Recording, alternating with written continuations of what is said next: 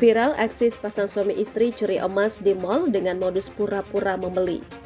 Beredar sebuah video yang menunjukkan sepasang suami istri mencuri kalung emas di salah satu toko emas di Mall CBD Ciledug, Tangerang pada Selasa 11 April 2023. Aksi pencurian emas yang dilakukan sepasang suami istri itu sukses terekam CCTV toko dan kini beredar di media sosial.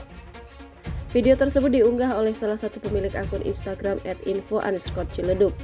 Dalam video tersebut tampak seorang pria berkaos merah sedang memilih-milih emas.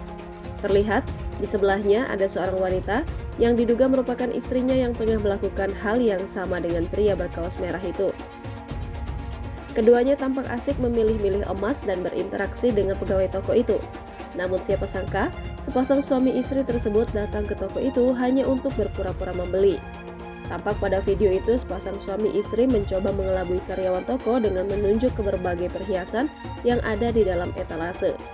Tanpa curiga, pegawai toko itu kemudian mengeluarkan beberapa model perhiasan yang diminta pelaku. Setelah pegawai mengeluarkan 2 jenis kalung, pelaku kemudian mengambil 2 kalung tersebut dan berpura-pura memilihnya. Setelah pegawai toko itu lengah, pelaku kemudian mengambil kalung tersebut dan meletakkannya di telapak tangan dan kemudian menutupinya dengan kunci mobil. Pegawai yang tak menyadari salah satu kalung yang telah dicuri membiarkan begitu saja para pelaku pergi meninggalkan toko. Pegawai toko itu baru sadar kehilangan jualannya setelah pasangan suami istri pergi dari area toko. Pegawai toko sempat mencari dan berusaha mengejar pelaku, namun tampaknya keduanya sudah pergi dari area mal tersebut.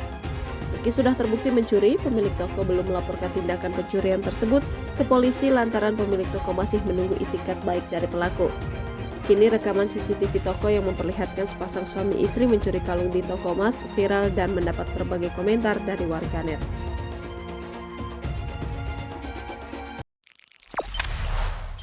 Jangan lupa subscribe, share, komen, dan like ya!